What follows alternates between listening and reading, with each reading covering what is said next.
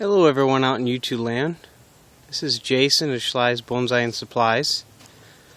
A lot of people, mostly friends, said that I should do a YouTube video on the nursery, just to kind of show you what we have and what we've been working on. I kind of didn't want to wait. I didn't want to do it until the nursery was a bit more further along, but we've been here a year and a lot has transpired and I don't have any record of it. So I want to take a video, kind of show you what we've been doing, also what we have to offer for classes over the next year, because we did get all the material in. Although it was cut really hard and just repotted, we're not going to be doing the class for about 6 months. First thing I want to show you is just, this is our office right now. We just got a large order of pots in. We do always carry a large assortment of books, new and used. Lots of tools, fertilizers, wire.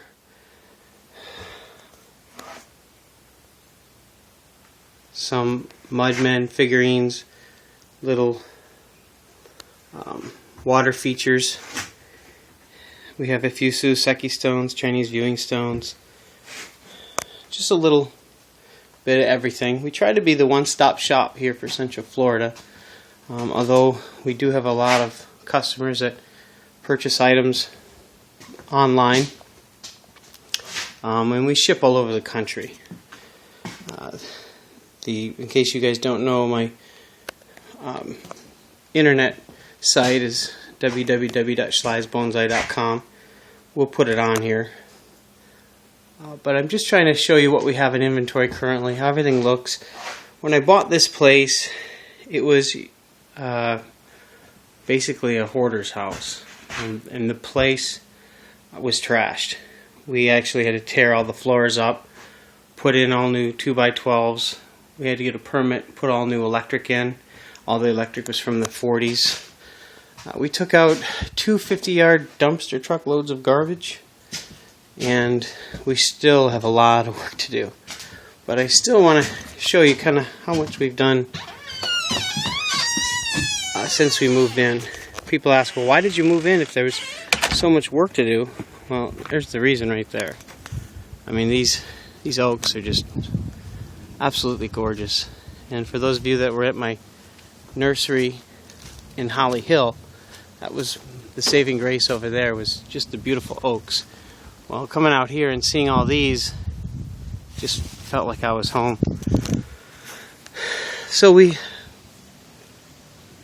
spent a year cleaning up shop. This is some of the material that we're just cutting back. These are Green Island ficus. Wonderful material. They needed to be fertilized, and then when they started popping out really good, we cut them real hard. Now we're going to put them all in bonsai pots and let them get established over the next 5 to 6 months.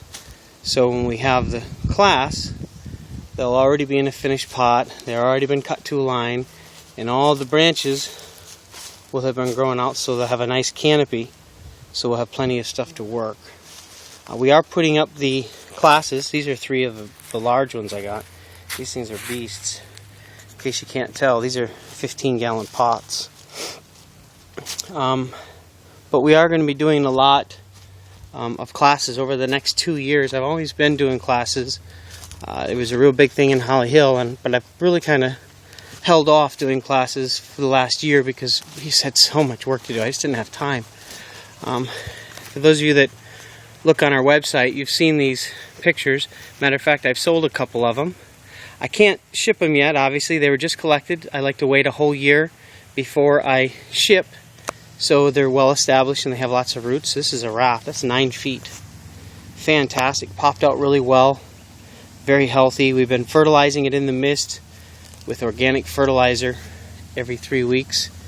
And I've been hitting it just at night, because this comes off at night. It's not a constant mist. It's intermittent. It comes on a couple hours at a time, then turns off for 15 minutes and turns back on. But it turns off at night. We'll usually put a little bit of liquid fertilizer in there every 2 weeks, just to help give everything a boost. And you can see they're growing fantastic. I did find some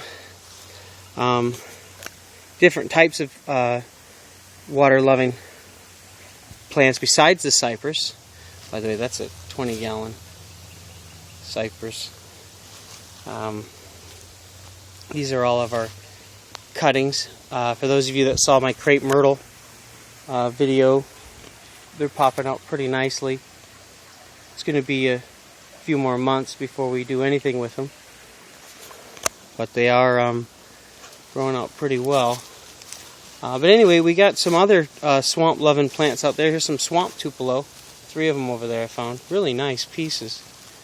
These are actually some of my students' trees that got to go out. Worked out a deal with them because not only are they students, but they also come out here occasionally and help pull weeds. That's always good when you're doing this by yourself. I do have a really fantastic artist that comes once a week to kind of help. He's a good friend of mine as well, named Mike Rogers. He was the one who was helping me dig that while I was taping that crepe myrtle at our next crepe myrtle. This also is a hospital for water lovers. This started losing some branches. It got a little dry. It's got new buds popped everywhere on it, but we decided to throw that in the mist until it started getting vigorous again. But for those of you that are curious about how the cypresses did at the collection in January, they are just doing excellent. Really nice and healthy. They love that mist. This is what we're working on until we get the backhoe fixed, which then we'll be able to get this dug in a day. This is our koi pond. It's going to be 45,000 gallons. It's going to be 8 feet deep. All the block back here is actually for a water feature we're going to have, 4 feet high water feature along the back. That'll be 4,500 gallons. It's going to percolate down into the pond, and we'll have this stones. We're going to have some sitting areas around here so people can take a look at the fish. We do have a few. I failed to show you the ones in the back there. Behind there, we're going to leave the palms, but we'll clean up all the rest of that. That's actually going to be more of a finished bonsai display area where customers can come out and just enjoy the finished trees and purchase them if they're moved to. This right here is our specimen area. Some areas, some trees need to be cleaned up out of here, and some of them have a few more years of development, but they're really starting to fill in nicely and look pretty impressive. Back to these in just a second. This is going to be my show-in area. It's really messy. We got to completely rebuild all the benches. The whole bottom section isn't even framed in yet, but you can kind of get a gist of it with the layers up top. We don't have the backdrops up yet. I'll show you the progression of this as I get it done. It's going to be a lot cleaner. You'll be able to see the outlines of each and every tree.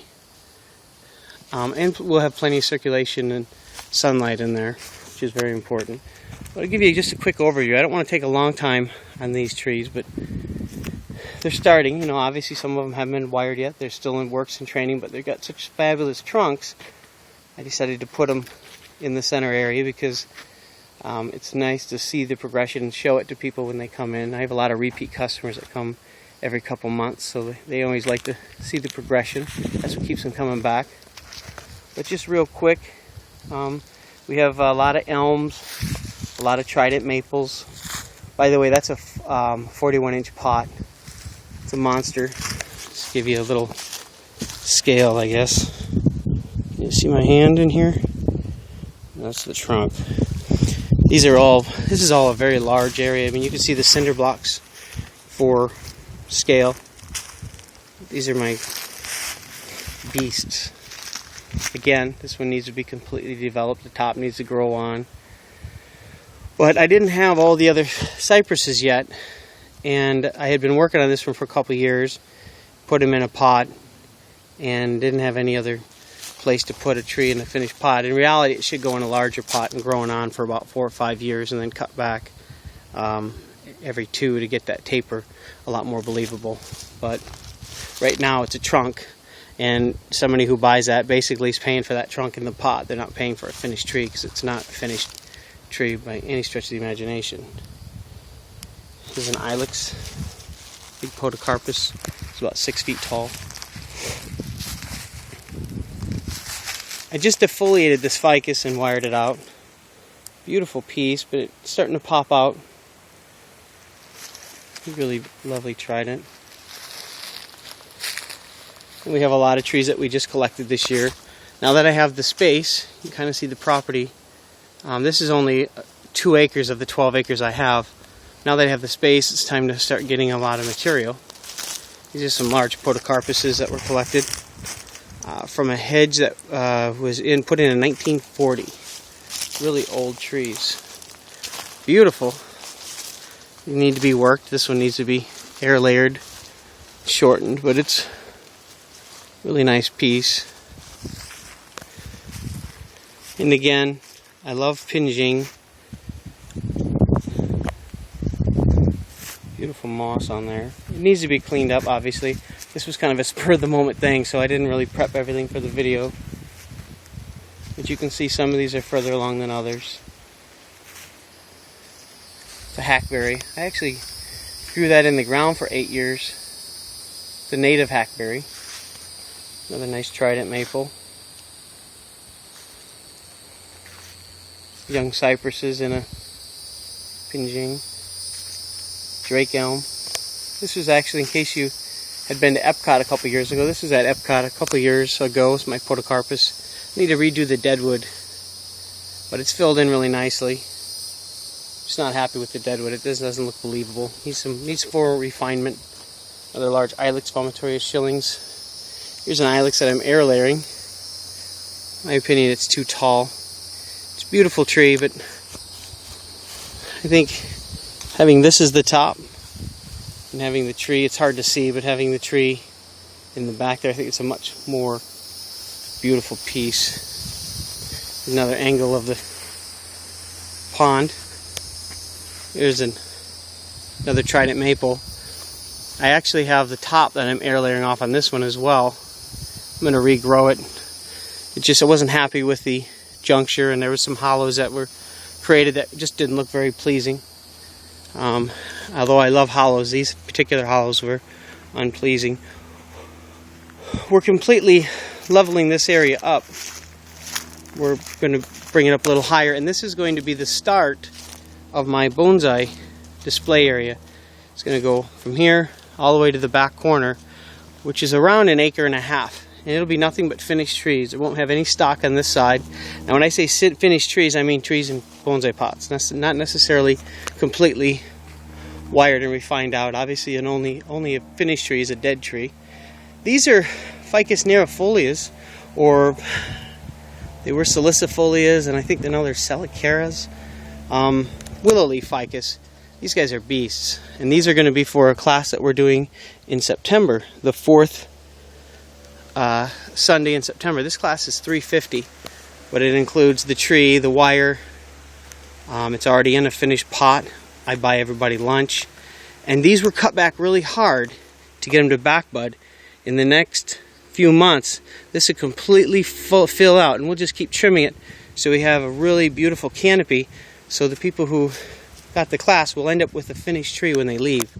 There won't be any stumps to take home. They'll be wired out and have good branches. It's just some of the ficus. They all need to be trimmed. Again, this is a spur of the moment thing, but you can kind of see how they're really developing out.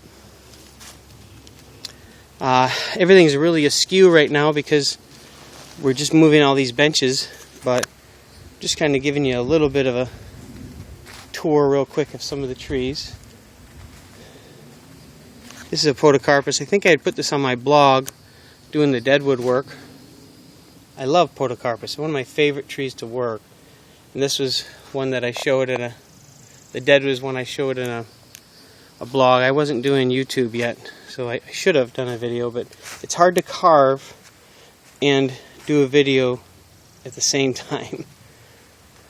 Here's some of my Satsuki azaleas, or Satsuki azaleas. We just bare rooted these and put them in my new bonsai mix. It's not a really new mix. I've had it for a couple years, but some of these had some regular potting soil in and around, and I just wasn't happy with it. They needed to be put in inorganic mix, and I actually use organic fertilizer on everything at the nursery.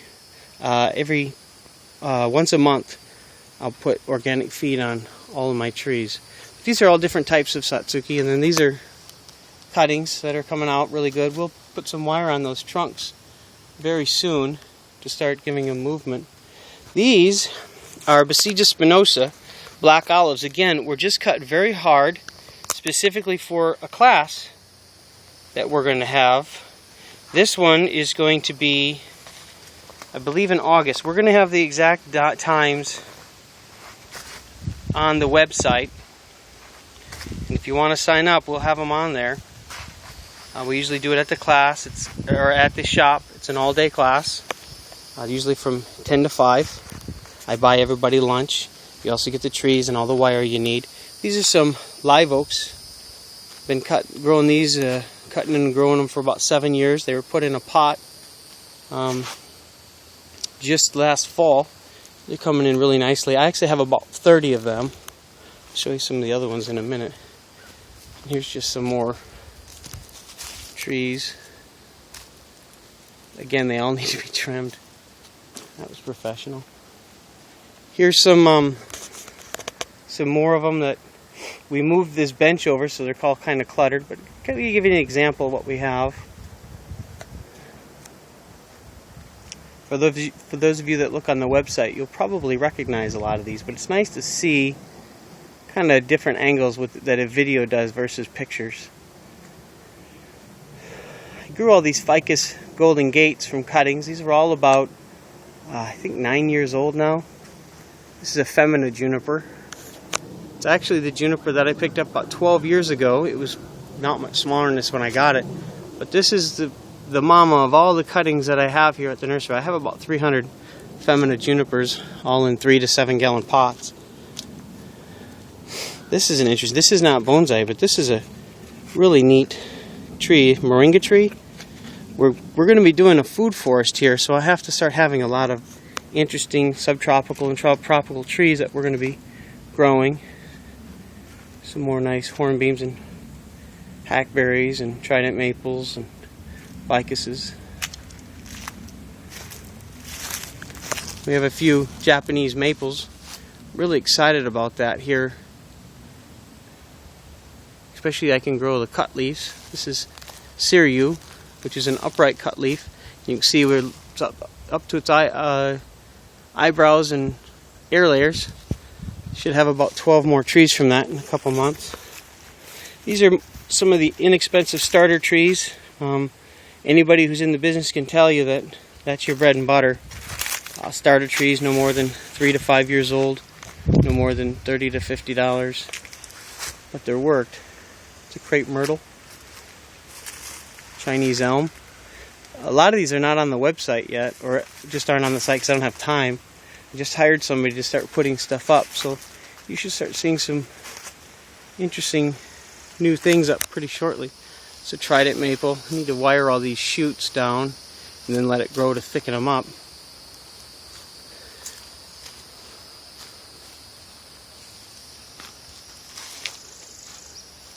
There's a black pine, Brazilian rain tree. It's a beautiful black pine. I've been working on that for a few years. It's actually a customer's tree. Really beautiful. One of my favorite trees to work. Love black pine. These are all my stock plants. They're in the root makers. Just doing an experiment. One of each variety in the shop. Just wanting to see how fast I can get the trunks to thicken up. Also how much I can get growth, because these are all my cutting trees. And then we have a lot of young starters here.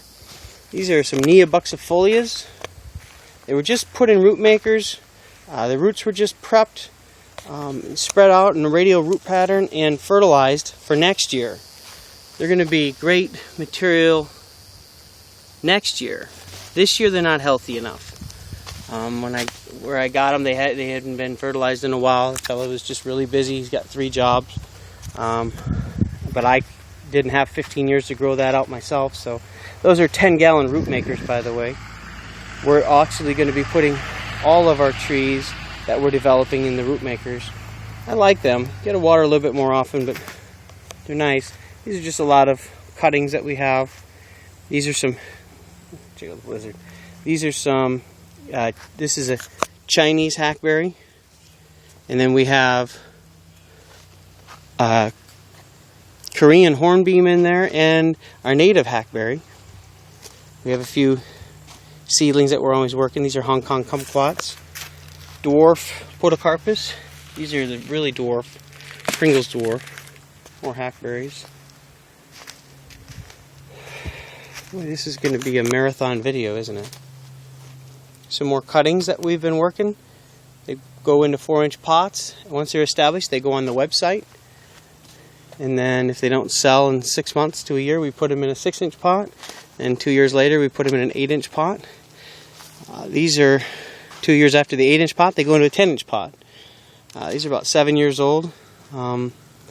Nashia, Bahama berries. Really, really nice. Beautiful little tiny leaves. They have a citrus scent. Beautiful flowers, little orange berries. Really neat. A few divvies, some large ones that have a bunch of air layers on them. One of my favorites, the Ficus. I'm sorry, but I call it an air foliar. That's how I was trained. Tons of those. A lot of these are root cuttings from 5-6 years ago now. And then new root cuttings that won't be ready for another year. Some more of our food forest trees. These are large Suriname cherries, beautiful big trunks, but I think I'm going to keep those in our landscape. We actually have apple trees. We can grow apples here. Pear trees, nectarines, blueberries, persimmons, all kinds of stuff. Most of them won't be for sale. Most of them will actually be in the landscape for people to see. These are our Percummins nanas. These are all 10-inch pots. We do Percummins nanas every winter up until May for our beginners class. These are the larger size ones. These have moved on. These are going to be for an advanced class. The next one we'll be doing is next January. That class is $150. It includes the tree, the pot, lunch, wire, and 2 guest artists. One guest artist and myself, depending on who's coming in. Sometimes it's Mike, sometimes it's a traveling artist that comes in. It's just nice to do that. It's always good to get another artist's take. These are some more bucida spinosas that were not put in pots, but I air layered them down to make some more trees. These ones actually I've grown from seed. I've had some of these for 12-15 years. The other ones I actually got down in South Florida because I can't grow them that fast. It takes so long to replace them. But they're fantastic. They have this really interesting angular growth pattern naturally. Bucida spinosa, black olive. It's native to South Florida. These are little-leafed Fukientees. Some more of the Percummins nanas. These are the staked Percummins nanas. This is a larger size. Then we have some really old Percummins nanas in the back here. These ones are 15 years. Much more character. They usually around the site periodically if I have time. These are some air layer blue Alps. And these are some very old, large Percummins nana. And here's some olives. Olea, true olives. Some pomegranates. This is a large collected hackberry. I have a lot of collected things.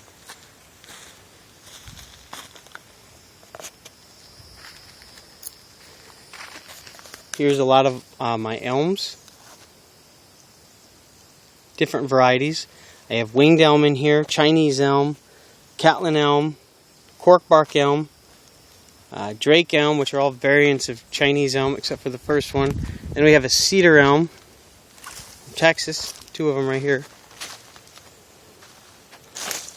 They're also called winged elm, but they don't wing nearly as much as actual our native winged elm. These are some Catlin elms. You can see how much smaller the leaves are than a regular Chinese elm. That's a regular Chinese elm. That was growing in the ground for 5 years. Massive, massive 6-inch trunk in there. Again, some more seedlings and some cuttings that have rooted. Here's some shimpakus. These were bare rooted this year and put in bonsai soil. Some smaller Percummins nanas. Some other shimpakus. And then we have our cuttings that we made last year that are now in 4-inch pots over there. These are Cryptomeria tansu. and they fungus off in our heat. They do a lot better up north. Thinking I'm going to probably give them to somebody who comes in here from up north and who wants them, because they don't do well here. I've grown them for 12 years. They always live, but they always get that brown. It just looks real bad, and it's just, I can't sell them like that. These are all black pines. Most of these I've grown from either seed or got really small liners and wired them out young. They're all loose. They were dug out of the ground when we moved in. So it's going to be a couple years of getting them vigorous, getting them growing, and then cutting them hard. But they're not going to be cut for the next few years. You can see I always leave the sacrificials up top, and I don't really touch them. Although we did trim them when we collected them, I'm going to let that grow again to help thicken this up. All of my black pines are in root makers. They're all bare rooted this last winter. And I'm fertilizing them every 2 weeks with organics. I am pounding the organics out, and they're really responding nicely. All the candles look really healthy and full. They look good. We do hit them with daconil once a month. I don't hit them with a systemic because I'm worried about the mycorrhiza. We actually inoculated them with mycorrhiza when we put them in. These all look pretty good.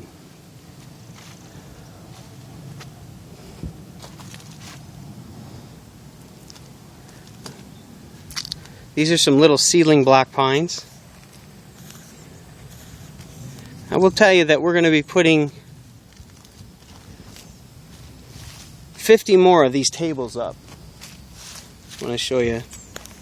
They're 4x8s, and we need 50 more. Everything in the nursery will be on benches. Right now, only about a quarter of it is. The only things that won't be on benches are the trees that are in the root makers, because we're gonna let those grow real long and tall, and there's no reason to put them on benches, so they're not going to be for sale. Here's some blueberries that, again, we're going to be putting in the landscape. More of those live oaks that I talked about earlier. You know, say 7 years. I've actually had them for 9. Thinking about it in my head. They were in the pots their whole life. They went up to 15 gallon, and they were growing up about 5 or 6 feet. And I'll tell you, the ones that didn't have character, every one of these are alive, by the way. Some of them defoliated when they were repotted, and then you can see the last few are starting to sprout. That's just what they do. That's why we repot them in the fall. Repot them in the spring, you tend to have some fatalities. If you repot here in Florida, in Central Florida, you repot in the fall to midwinter, they do fine. Most of them don't even defoliate. If I do it in the spring, every one of them defoliate, and some of them die. And just to show you, all of these oaks were at the same age. They were all grown from seed, and they were all from the exact same group. That's what happens when you don't do bonsai culture. That's how big all of the other ones were as far as the pots. The difference was I was cutting them back and trimming them back, but you can see that some of these have solid 2-inch trunks, some bigger than 2-inch trunks. That's a 20-gallon pot. So just kind of show you. Here's some other ones that were some black pines that were dug out of the ground. Instead of putting them in root makers, these are going into the 10-gallon. I'm sorry, instead of putting them into the smaller root makers for resale, these are going into 10 gallons, and they're not going to be sold for 5 years. I'm just going to really try to develop them. They have good low branching that will be probably the end up being the tree. But all of this stuff will be sacrificial. If it gets too strong, if they grow out and they get too strong, and the bottom starts suffering, we just cut the bottom, or we cut the tops back to help redistribute that strength. Matter of fact, here's some of my bamboo. This is Buddha belly. We also have fern leaf and golden goddess. We have lots and lots of bamboo, and we're fixing to have a whole lot more because everything needs to be divided. These are large black pines. Same theory, they weren't touched. They were just let grow. This is about 8 feet. This one isn't for sale, but I still got to show it off. Nice trunk, some low buds. There is some tight buds on this one right here. A lot of tight buds on that. We're going to cut this back a little bit, put it out in full sun, and next year we're going to cut these leaders back to start redistributing that strength down low. Over the next 4 or 5 years, we'll get that guy nice and tight and have a beautiful little tree. We'll probably have a class for this over the next 2 years, but these are all 3 to 4 inch trunks. I mean, fantastic material. These usually retail at the shop here for $3.50 at this size. And they do have close buds close to the trunk, every one of them. Again, if the buds start getting weak, we take the tops back.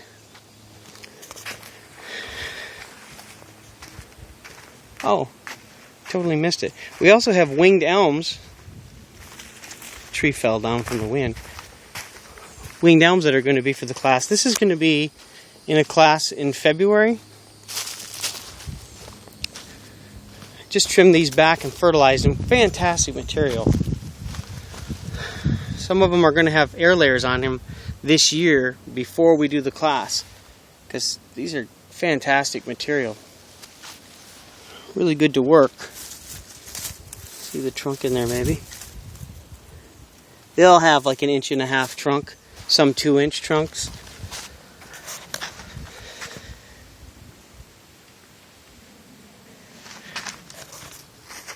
Really nice material.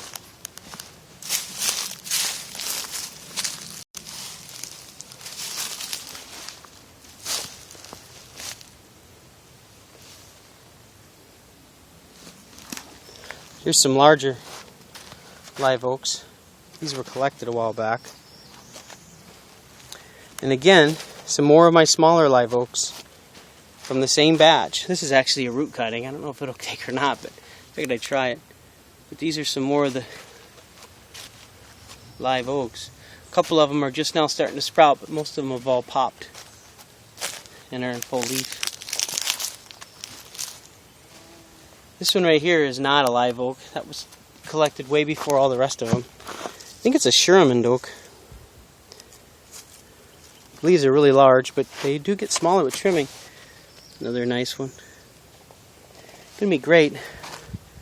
That class is going to be $175. Here's my Macawas.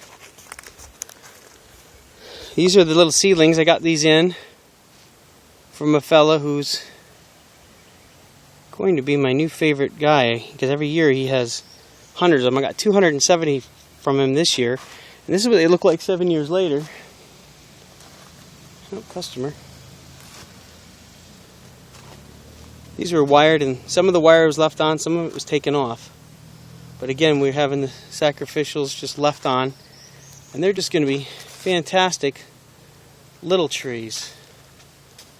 You can tell the ones that had the wire left on versus the ones taken off, because the ones I took off are small. The ones that had the wire left on are about double to triple the size. And according to a few black pine growers, in 5 or 10 years you won't even know it. I do have a few dwarf varieties. This is Kotobuki. This is Banshoho. And some more junipers, blue Alps. And I guess I will probably give you the rest of the tour some other time. Thanks guys for looking. Sorry it was so long.